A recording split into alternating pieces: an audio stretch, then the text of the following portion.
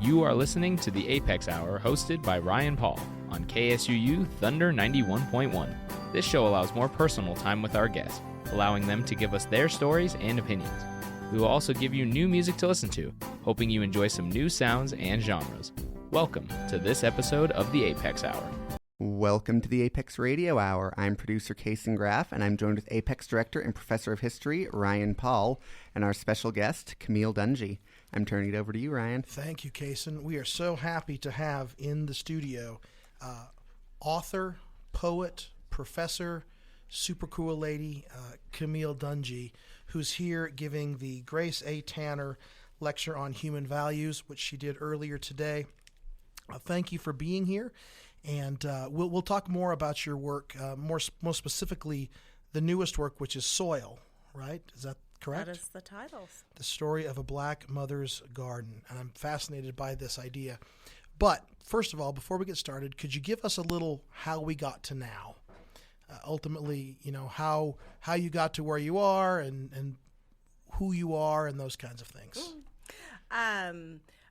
I trained as a poet and became really interested in thinking about the crossover just between human experience and particularly for me, like Black American cultural experience and the landscapes we live on.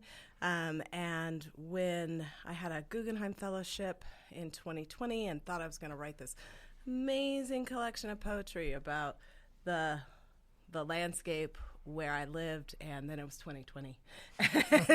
And as with many people, my plans changed, and I ended up writing a memoir of place and rootedness and legacy there, and that's what Soil is. So Soil is a product of the pandemic. Soil is very much a product of the pandemic, yes. So I'm always fascinated by individuals' eureka moments. You know, this idea of when you decide what you want to do. And I realize it may be a collection or it may be over time, but what was the moment? And I don't necessarily mean when you wanted to be a writer, but when you said, I want to do poetry. I like the compression of language of poetry, and I like the multiplicity of meanings that poetry invites and almost requires, because I think living in the body that I live in this country, I'm always experiencing multiple realities simultaneously, and poetry is a space for that. I get to explore that all the time. So I think from the beginning it seemed like the obvious main choice. But then as I moved through my life and my career and my own family life, I started to find that memoir gave me a different kind of space to speak at greater length, and honestly, when I'm creating it, to be interrupted in a way that my poetry writing doesn't necessarily allow for. But I want to be able to get up in the middle of a sentence and pay attention to my daughter if I need to. And the writing narrative prose gave me other ways to express myself in that sort of busier kind of life later. So when you're writing a poem, I mean, I'm trying to think about how to say this. How does it start? I mean, I get the seed turns into the tree, but is it a word? Is it a theme? Is it an idea? Do you have a journal that says this will be a great poem? That, I think, just varies from poem to poem, project to project. I have trained myself to pay attention to the world as an artist. So I'm often sort of walking around with my senses really finely attuned. I think that's why people say that artists are so sensitive, because we literally we make ourselves feel and see and hear more. And so then phrases that I hear, or just a flower I see, or a particular color, or those things filter in, and I do keep a notebook. Sometimes it's an idea, and I want to start with an idea and go from there. It's about attention, and then how I focus and channel that attention. So what do we get wrong about poetry? I mean, does that make sense? I mean, Oh, it totally makes sense. And I think what we get wrong about poetry is poetry is probably not a very good test subject, like for a multiple choice test. And so one of the things that we get wrong about poetry is the sense that it's a riddle that has to be cracked, and there's one perfect answer, and if you don't get that one perfect answer, you fail the test. I like to talk about poetry like I talk about food, because I like food also. But when most people put a plate of spaghetti in front of you, most of us are not like breaking down every ingredient and the order in which the ingredients were, and like what was the cook thinking and who their father was, like to make that plate of spaghetti. You're just like, this spaghetti is tasty and it's nourishing me and I'm appreciative. Some of us will then ask the next set of questions, like, is that garlic or what is that? What is that flavor? And we might sort of try to be figuring out those pieces, and maybe even go further to try and understand the recipe. But most of us just want to be nourished and appreciate something delicious and lovely. And that's how I want most people to approach poetry. Just be nourished and just feel it, and not have to figure out what the individual pieces. Now, once you come to me as a student, I'm going to start talking to you about like what those components are, and so you can build your own plate of spaghetti deliciously. But for most people, I think people are scared of poetry because they've been taught that they're going to get it wrong, and I don't think you have to be scared. Or it has to rhyme, right? Oh. You don't know. Yeah, that there's sort of certain conventions that it has to follow, and if it doesn't follow that, then it's not really poetry, right? You know, it's interesting because I do some work with Shakespeare, in the sense that, not the person, but Shakespeare, the idea of that we've convinced ourselves that to be educated, you have to read Shakespeare, right? Which isn't really the reason that Shakespeare wrote, right? He wrote for people to enjoy and average people to consume. And also for him to make the money. Yes, exactly right. To get a new bed or a bathtub, right? Or to pay the bar tab. But ultimately, I think it's interesting that poetry sometimes falls into that same category, that you have to be elite or whatever to really understand it, that only certain kinds of people. But then Shakespeare is a great example that his plays in particular were written to multiple audiences simultaneously, right? So his plays were meant to had to entertain the populace. If you didn't entertain the populace, you'd get Rotten Tomatoes thrown at you on the stage, but also there were the king's seats up there, and so everybody had a space of entry in the best of those plays. And I think for me, that's a thing that I'm always trying to do in my writing. I'm trying to create multiple spaces of entry. What will grab somebody who doesn't know a whole lot about the history or the plants or the place about which I'm writing? What is a way that I can still catch their attention and have them go along with me? And then those people who know a lot of those things, how do I make sure that they're not like, no, that's not, that's not what it really is? And so I like to think in a really multi-layered, broad sense of who my audience might be, without expectations of a kind of hierarchical points of entry.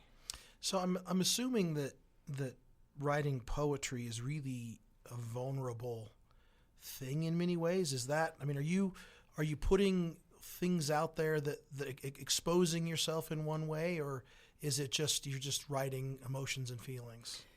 Interestingly, the memoir writing is more vulnerable. Because people have expectations of nonfiction, and it's true, so they expect that when I say something about myself or my family that is factual, which, it's nonfiction, so it should be. And because of all of the things we're talking about people being afraid of poetry, more people are reading memoir than are reading the poems. So that is actually the space that is significantly more vulnerable. In poetry, there's this kind of idea of like the speaker of the poem, and people can kind of understand that that's me, but also a sort of not entirely me, and that I may be taking some liberties. So it actually has some space in it that feels more like fiction than not the nonfiction does. So I don't feel as scared, oddly, writing poetry as I had been in parts of the stages of drafting Soil.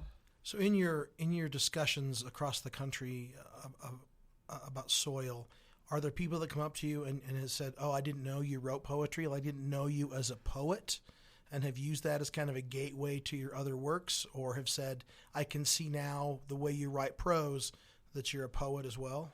That's such an interesting question. I mean, I slid poems into Soil.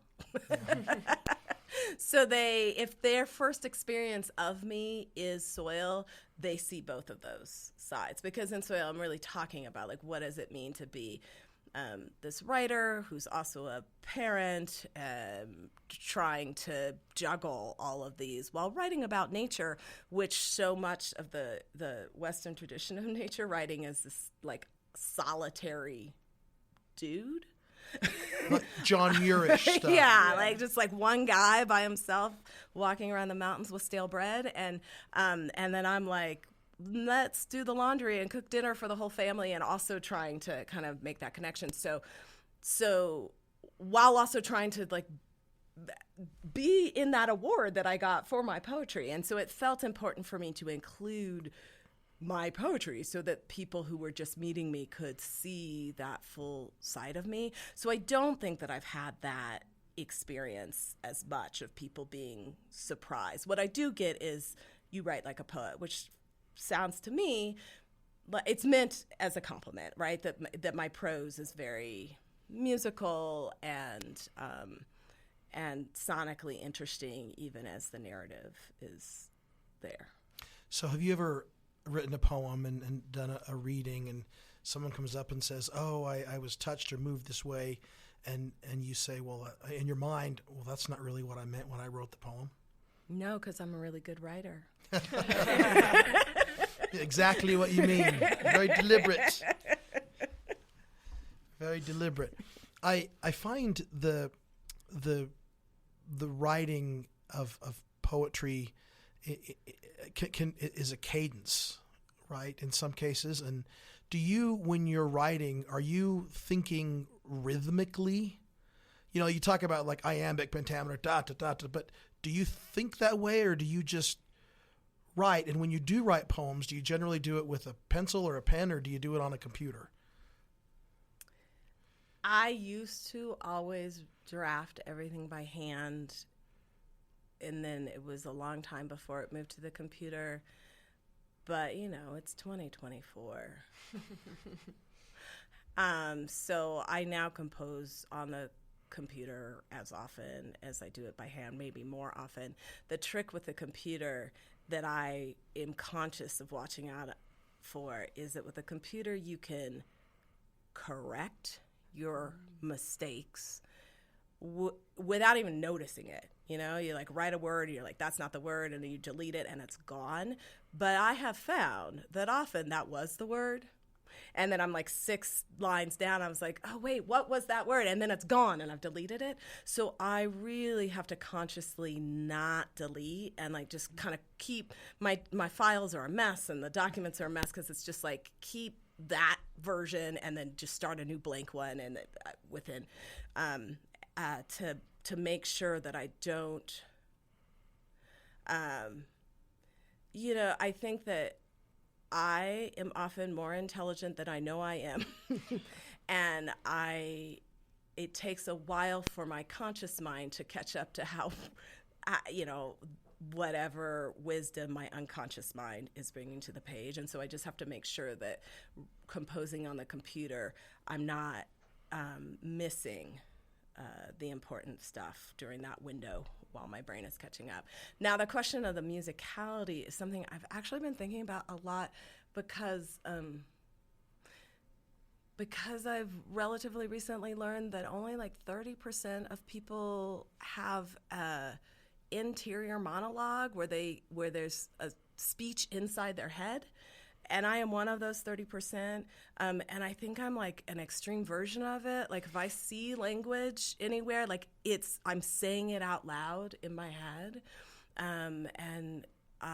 so I think the question of musicality is maybe a little bit less complicated for me because I don't have to say something out loud to hear how it sounds. Mm-hmm. It's already sounding in my head the moment I think it or see it. And so that I can arrange language so that it sounds nice without ever having to say it out loud or even write it down. I love that the phrase "arrange language." That you can arrange language into the order in which you desire. Mm-hmm. Mm-hmm. So we're going to take our first break. And speaking of poets and language, as those who listen to the show know, that we always ask our guests to list a number of songs that we can play during our break that mean something to them. And I was talking to Camille earlier. When I got her list of songs earlier this week, I was so amazed and happy with these songs. I even called her office and said, "You tell whoever, this is amazing. Whoever typed this email deserves credit. It's exactly what I needed with these songs." So the first song that we're going to play is really one of my all-time favorites, at least in my top 10. It's a Redemption Song by Bob Marley and the Wailers. Can you tell us a little bit about why you chose this song? It's so good. It's so good.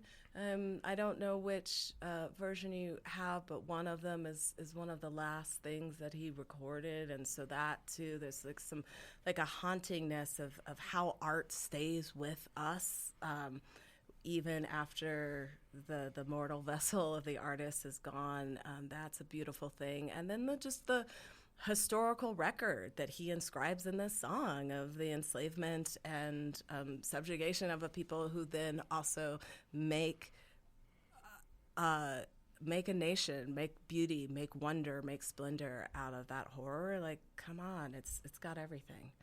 Okay, this is Redemption Song by Bob Marley and the Wailers.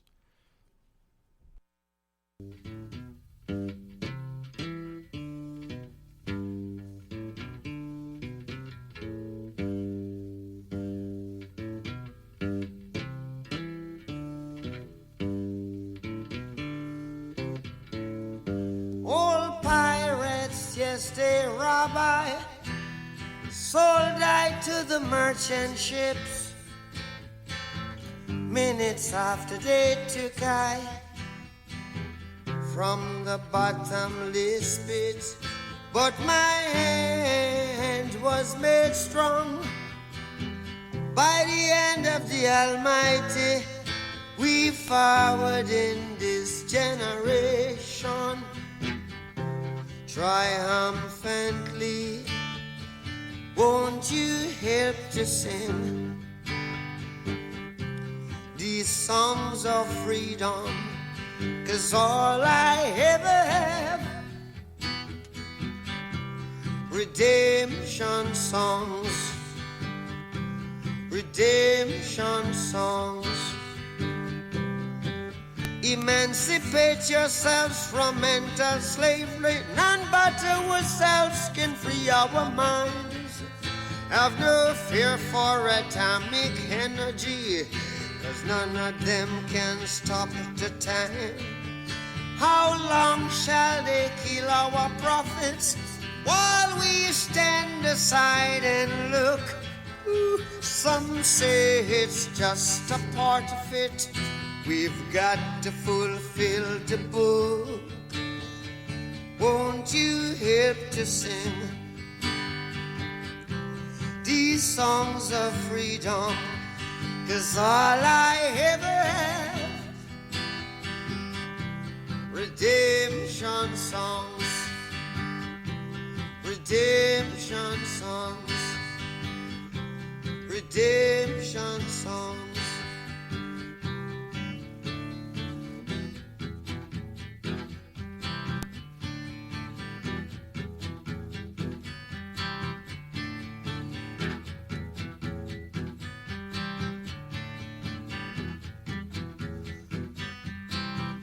Emancipate yourselves from mental slavery. None but ourselves can free our mind.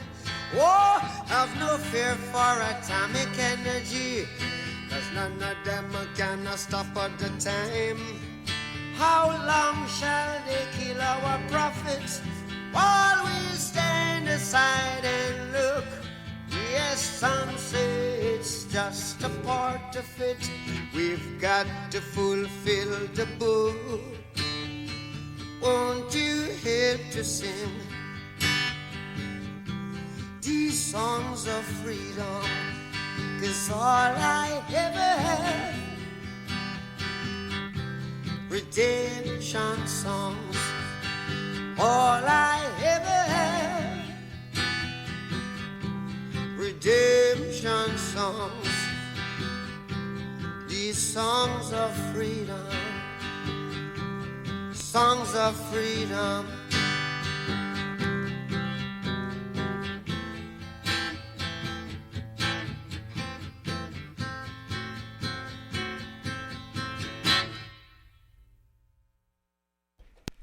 That was Redemption Song by Bob Marley and the Wailers. You are listening to the Apex Radio Hour here on KSUU Thunder 91.1. I'll turn it back to you, Ryan. Thank you, Kaysen.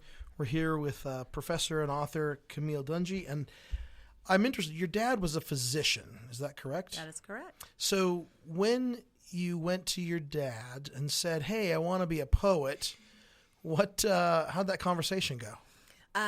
It went great with my dad. Well, he's like, "Are you still going to finish college in 4 years?" Fine. She had to finish in 4 years. My mom was significantly more concerned about how I was going to survive, and I've done okay. It's turned out all right.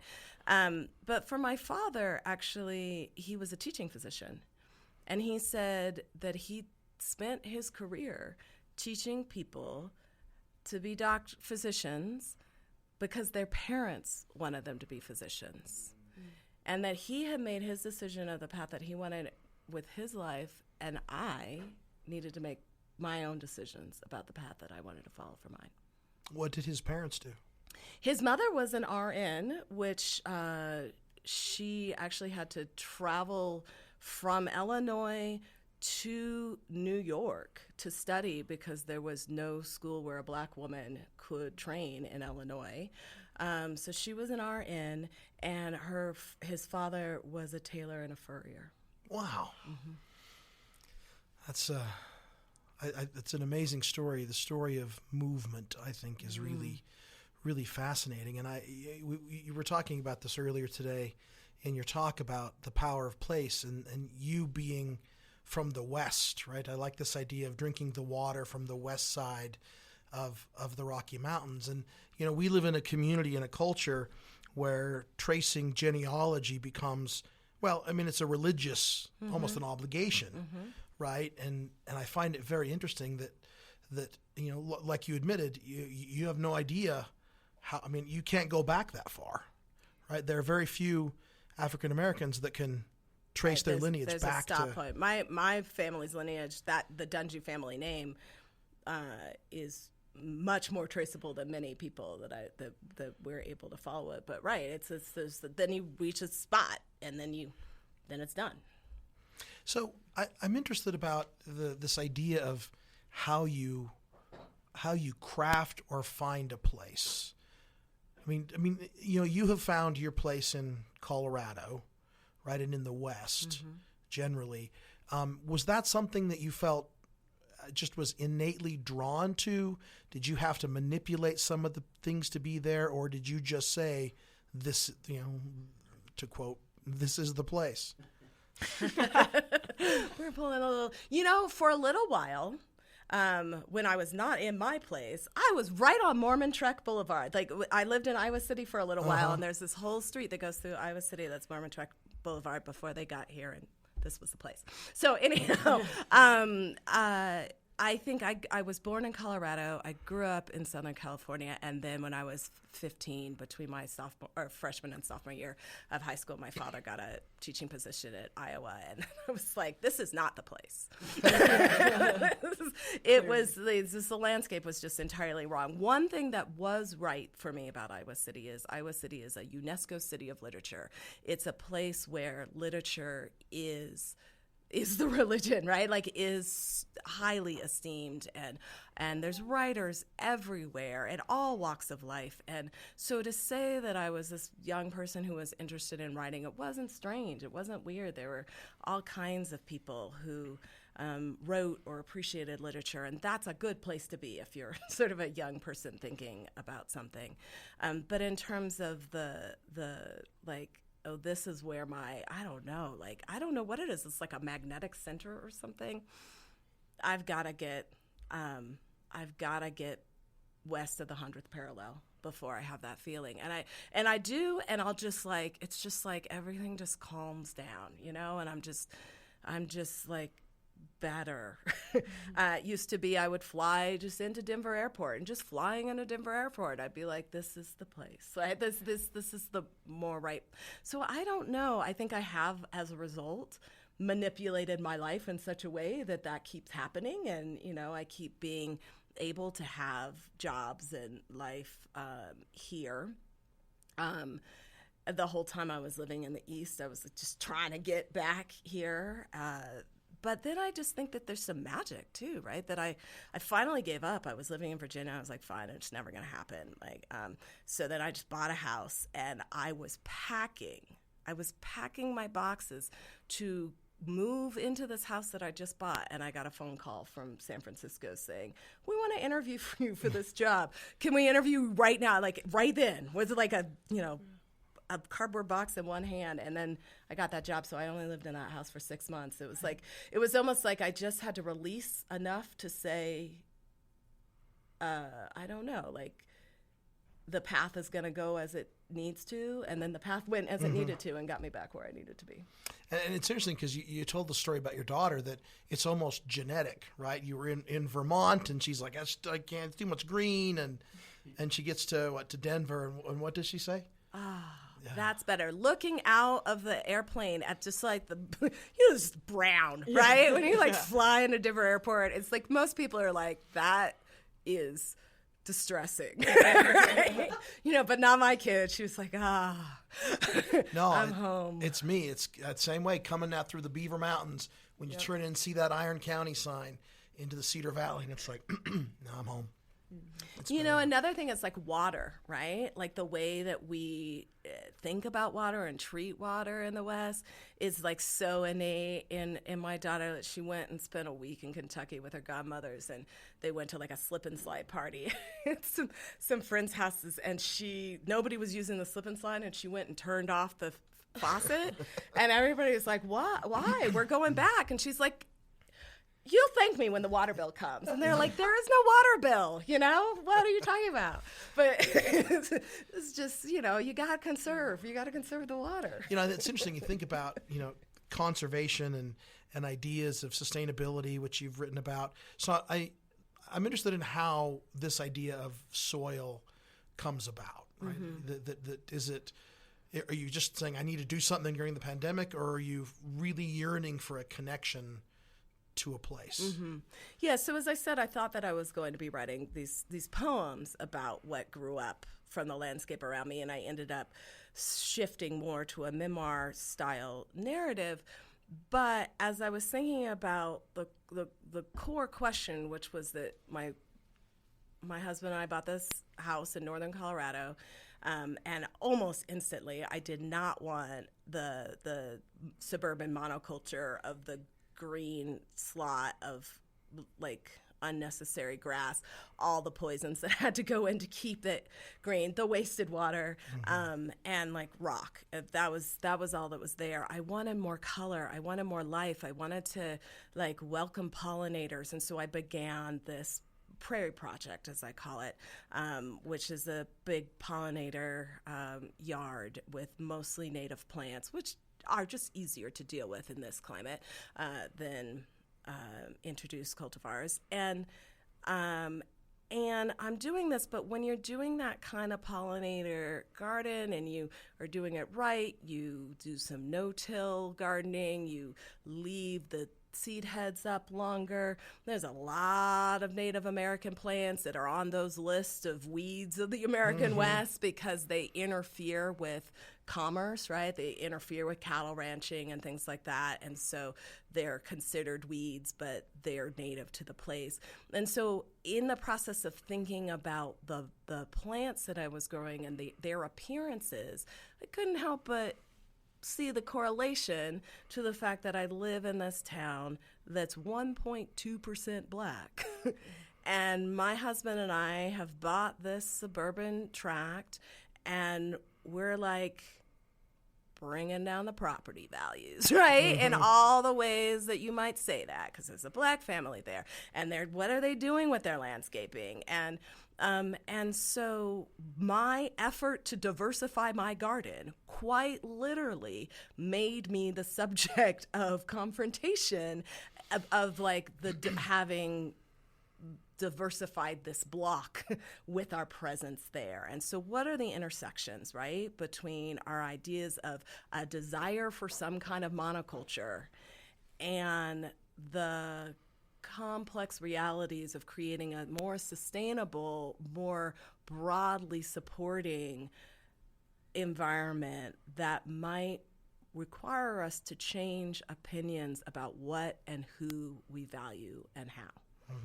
So have your neighbors come around? Yes. Because now it's a beautiful landscape. Now it's a beautiful landscape, right? Because it's the other thing. Like when you start to do a native garden, it's like about 3 years where it's like it's like in the pimply adolescent stage. You're like, I don't know. And then it just gets really pretty. When we first moved into the neighborhood, our homeowners association had laws on the covenants about how tall things could be left and how much, dormant, it's not dead, but dormant vegetation can be left, and et cetera, et cetera.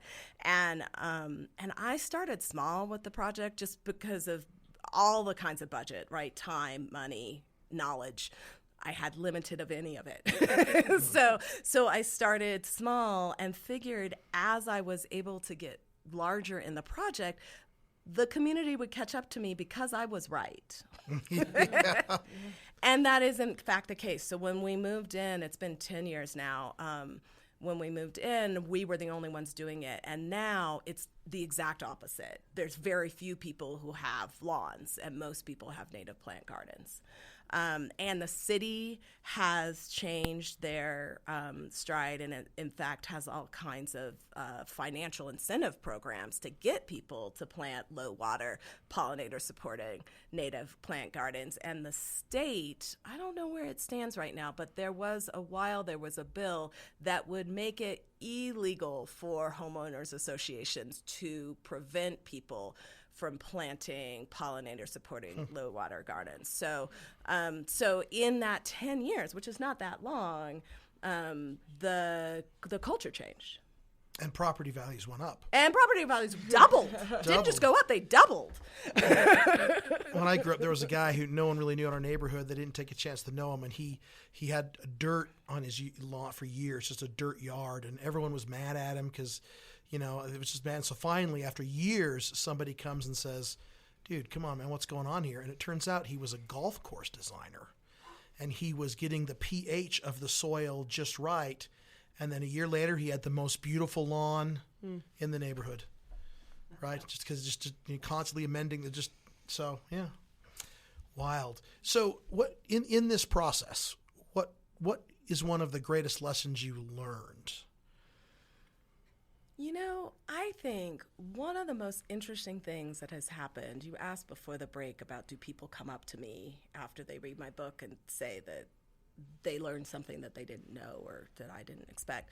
One thing is the kinds of people who come up to me with a connection were not my expectation.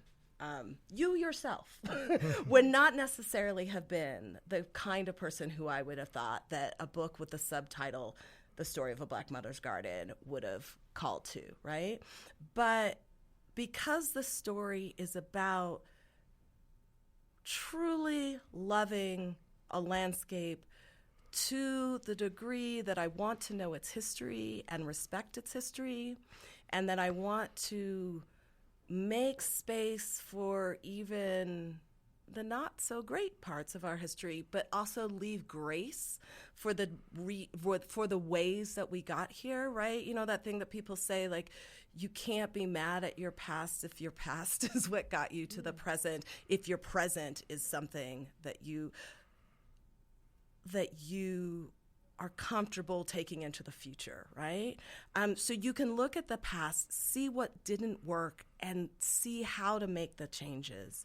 I think that in writing Soil, I really worked to make a space of welcome all across the board so that people who I did not think, who might not have been in the demographic categories that I would have expected to connect, can also find places of connection and opportunities for their own growth through the lessons that I'm sharing in the book. You know, it's very reminiscent to me. First of all, the writing is very comforting in many ways. In some ways, it's, you know, what it reminds me of is a Sand County Almanac by Alda Leopold, right? This reflection on place, but at the end of the day, it's really not about the place. It's about the humanity of the people that are tending that place. And the ethic, right? That land ethic is like, how can we be ethical humans in this interconnected world? Yeah, I think it's an interesting thought to think about what we leave behind. So let's take the next break, and I'm excited for this story because you told me you had a story. So the song that you've chosen is "Sunday Morning Coming Down," an amazing classic by Chris Christopherson, who sadly just recently passed away. So you said you had a story. I do. I love Chris Christopherson, and partially because I love this story. And this is partially a story about expectations and people not presenting as you might expect them to, and what we might lose if we don't allow people to be fully who they can be. And so Chris Christopherson was a janitor in Nashville, and he kept at Johnny Cash's recording studio. He kept trying to get Johnny Cash to listen to this demo tape, and Johnny Cash was like, "You're the janitor," and also like everybody thinks they're a musician, you know. And Johnny Cash would not listen to this tape. Well, if you've read the obits on Chris Christopherson, you know that he's not just a janitor. Like, he had left West Point, where he was an instructor. He was an officer. He was an instructor, professor at West Point. And he was like, nah, I want to move to Nashville and be a janitor and like really be an artist, be the artist that I want to be.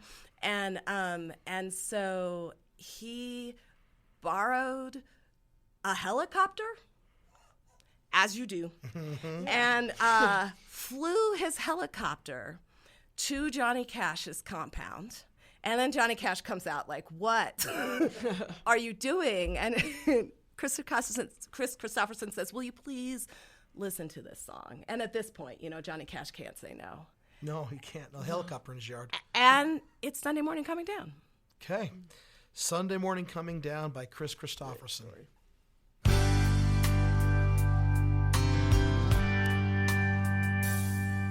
Well, I woke up Sunday morning with no way to hold my head that didn't hurt.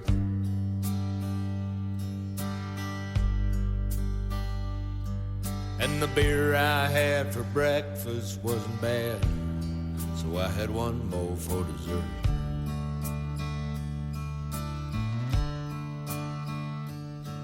Then I fumbled through my closet for my clothes and found my cleanest dirty shirt.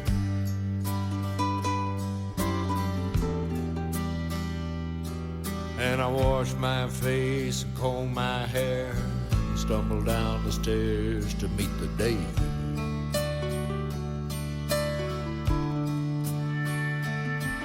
I'd smoked my brain the night before on cigarettes and songs that I'd been picking.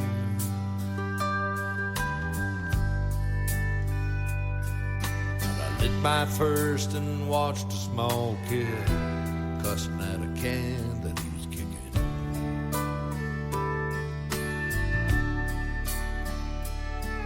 Then I crossed the empty street and caught the Sunday smell of someone frying chicken.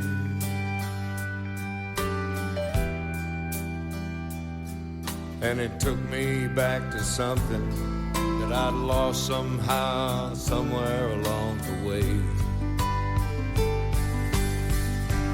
On the Sunday morning sidewalk, wishing, Lord, that I was stoned. Oh, there's something in a Sunday makes a body feel alone. There ain't nothing short of dying half as lonesome as the sound on the sleeping city sidewalks. Sunday morning coming down.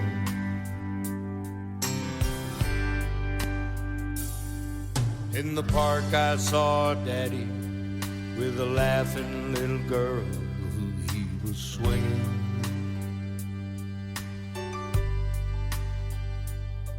And I stopped beside a Sunday school, listened to the song that they were singing.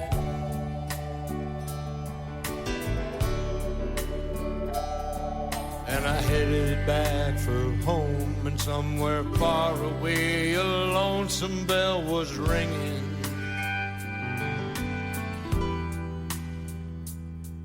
And it echoed through the canyon like the disappearing dreams of yesterday. On the Sunday morning sidewalk,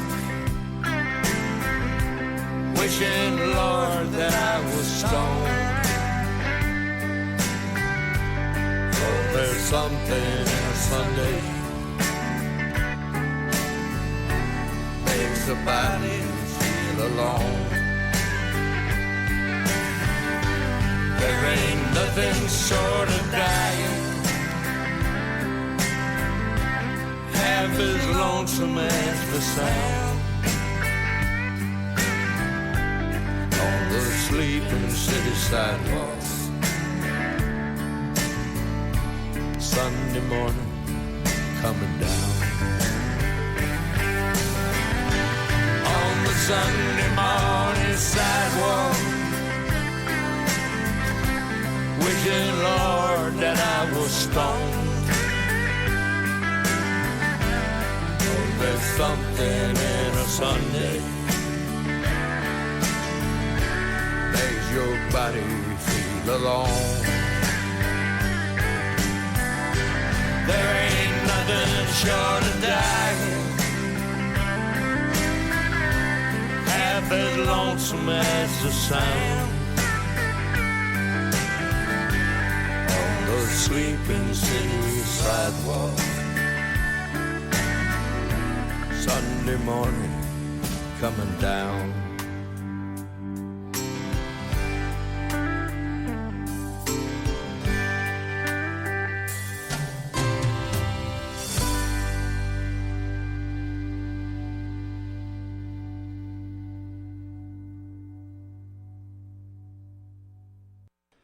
That was Sunday Morning Coming Down by Chris Christopherson. You are listening to the Apex Radio Hour here on KSUU Thunder 91.1. I'm turning it back to you, Ryan. Thank you, Jason. So we're here with professor and poet and author Camille Dungy. And I want to, in our short time we have in this segment, talk about creativity. And I'm interested, we have this conversation with lots of other creative folks, but how do you define creativity? I think it's about being open to following where your eye goes, what you attend, what you notice, and learning ways to communicate your own personal attentions to other people. And everybody's attentions are different, so every one of those communications is individual, and that's where the sort of core of creativity comes from. So do you think that creativity for you is more an internal thing or an external thing? It's both. It's an externalization of an internal potential. Say that again? Yeah, I know, right? Yeah. I think that I put out something that's inside me innately, but I don't think creativity happens until it comes out of the person. So is it does creativity, is it, you think it's part of our innate human nature, or do you think it's something that we have to nurture and grow inside us? Both. I think if you spend any time around babies, most babies have these creative instincts. They dance, they sing, they move, they want to put things together in their own ways, and then that can be encouraged or discouraged, right? And then as we continue through life, you can either continue to encourage kinds of creativity or squash them. So when in this process of creating, I would imagine, does it expend energy for you? I mean, do you feel after you're writing poetry or prose drained in any way? Absolutely. More poetry, prose, or just writing in general? I think writing in general. Maybe I might feel drained in different ways, is it an arm day or a leg day in the workout, but I'm feeling drained. So when you do, what fills what do you go back to fill your creative cup, if you will? Yes, I think for me, I like to take walks. Walks bring me that it's slow. It's a pace thing. It's not running. It's walking. It's a slower pace, which allows me to just kind of look around. But I'm not walking with my notebook or anything. I'm just walking, and so I'm just absorbing and breathing the air and letting my blood, it's like getting back in my body again, as opposed to in my brain, letting the blood flow through my system and things. So that often just walking. And I also like to cook and bake, and sometimes just tinkering in the kitchen is a place where I can feel just happy. So what is your happy meal? I mean, if we had all you could just decide, this is what I love to cook, this is what I want to eat, what would it be? Well, y'all have a lot of these trees here in Cedar City right now, which is difficult for me because I almost want to just be collecting all these almonds and apples and just to make some, or walnuts, and apples, and just make some pies. I want to make some pies. I like making a pie. So you're a pie person, not a cake person. And because I also live in altitude, I can bake up here. It wouldn't be bad. That's true. There would be a learning curve. Yeah. I have the corrections in your baking. I have found baking to be very problematic for me. It can be hard, but once you get the corrections, then you feel like a rock star. Yeah, I love to cook, but baking is a challenge. So, as you think about raising a child, right, in the world in which we live, and in the writing that you've done, what are you hoping that she will draw from you and from your parents and her ancestors? What is I don't mean like ancestors way back, but just the immediate, what is it, as you think about place, what does your daughter draw from you and your husband to be successful? I'm smiling a lot right now because this is a present moment question. My daughter is a dancer, and she decided this July that she was going to join a pre-professional program and moved to Denver and is dancing full-time with the Colorado Ballet and is doing her high school curriculum online so that she can dance from 9 to 5 every day. And I feel like that's the most amazing thing. And I do feel proud that she has seen that you can center the art that is most valuable to you. You can center that and still do the other things in the high school and have the life. And she's living with family friends right now, not in our home, but we talk every day, a few times a day. Plus, I got on Snapchat, so Look at you! Communicate with my daughter, and that she's just like, this is the thing that I want to do, and I need to do it as fully as possible right now. And so I think, like, sometimes we talk about our kids in like the future tense, but I'm like watching it happen, and it's very exciting. I think it's an interesting point about, even if you think about gardening and soil and native landscapes, there is a requirement to be present as well as to think about the future, right? Mm-hmm. That it's not this one thing like I'm only planting for the future. Mm-hmm. You have to be present in that moment as well. Yes. So I think that's a brilliant idea. So let's take our final break. This is, again, you just hit it out of the park, I got to tell you. So this is by a song called Lovely Day by Bill Withers. Why did you choose this song? My husband and I danced to this at our wedding. Oh. All right, we'll keep that in mind as we listen to Lovely Day by Bill Withers.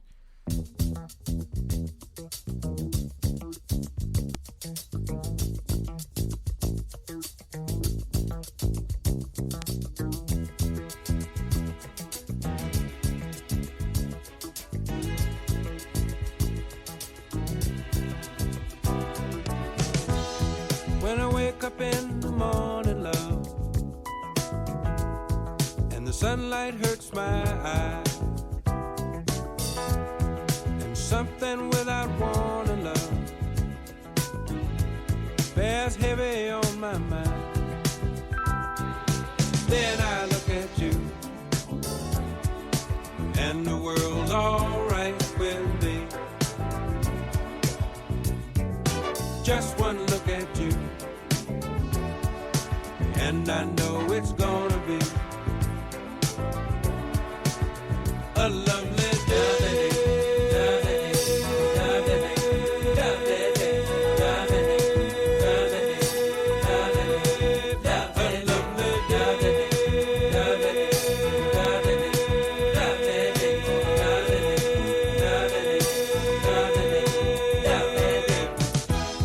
When the day that lies ahead of me seems impossible to face, someone else instead of me always seems to know the way. Then I look at you, and the world's alright with me. Just one look at you, and I know it's gonna be a lovely day.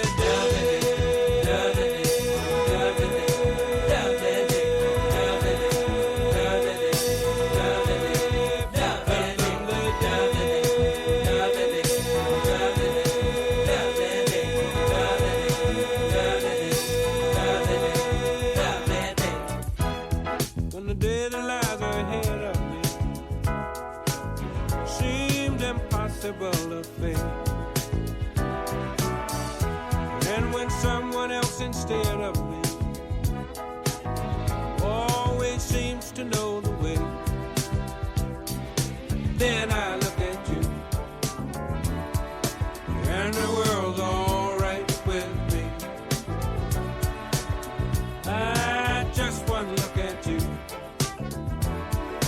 and I know it's gonna be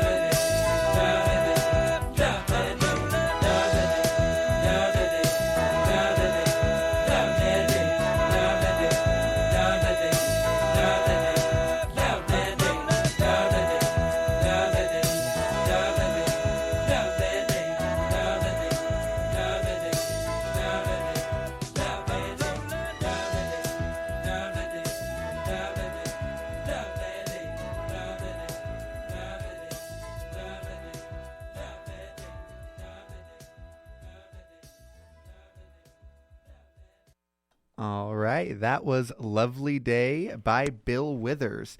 You're listening to the Apex Radio Hour here on KSUU Thunder 91.1. I'm turning it over to you, Ryan. Thanks, Case. And that should be the song that comes on your car radio the moment you turn the car on to head in.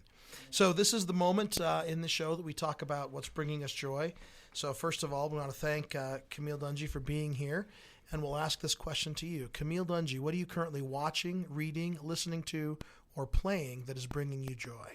It is the time of the semester where I'm starting to read my students' MFA theses, and so I'm actually really excited about the future of American letters, like really exciting books on your horizons, folks. But I can tell you about a former student who's currently a friend and a musician, is one half of a band called Maeve and Quinn, and I've been listening to their newest album recently called Another Door.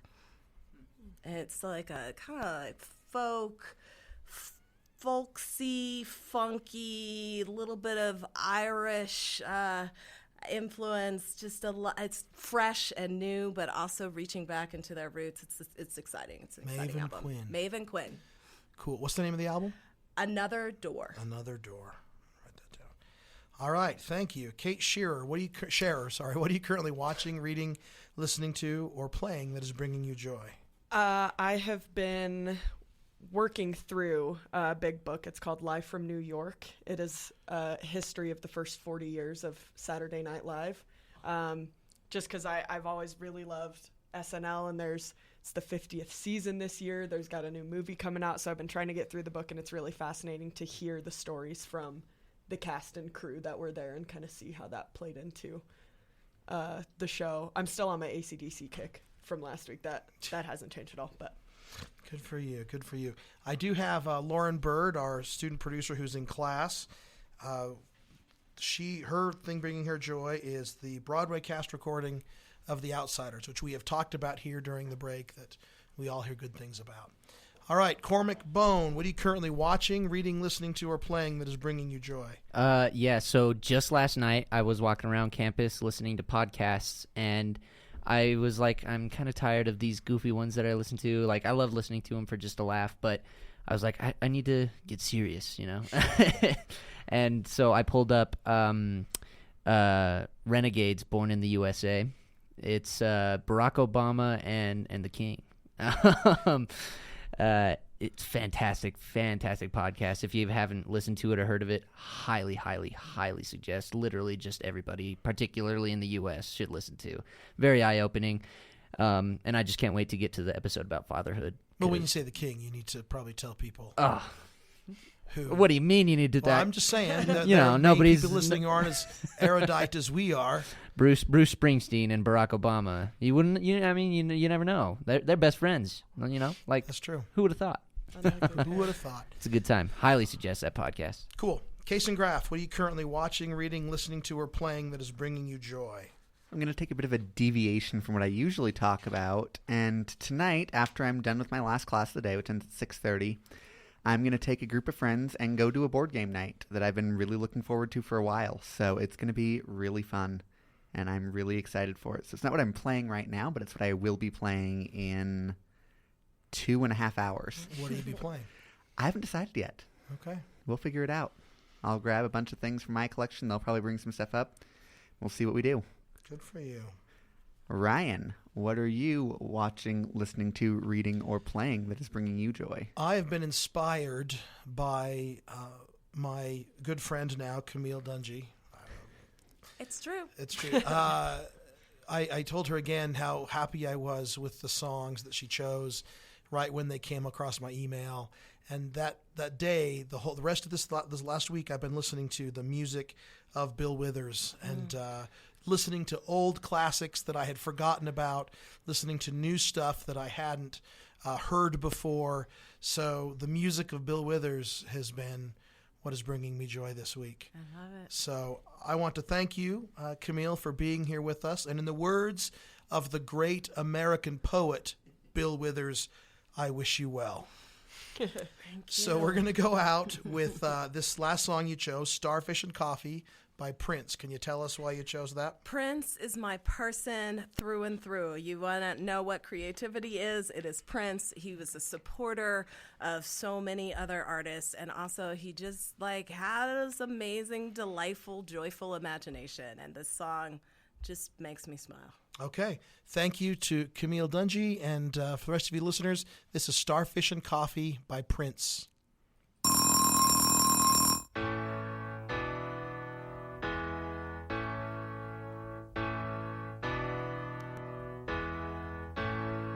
It was 7:45, we were all in line to meet the teacher, Miss Kathleen.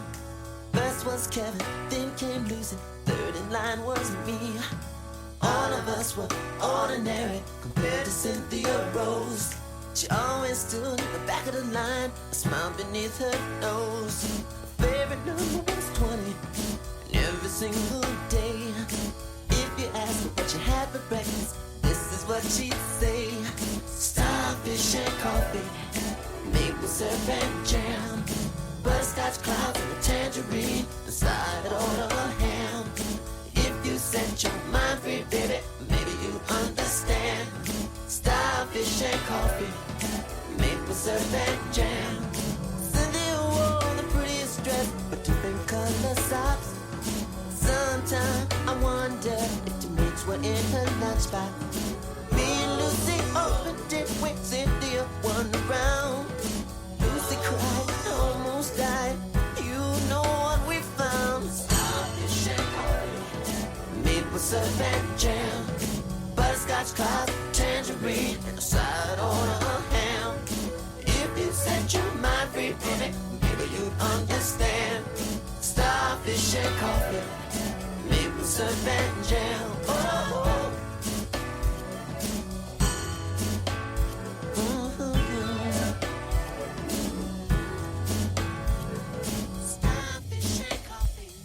Cynthia had a happy face, just like the one she draws on every wall, in every school.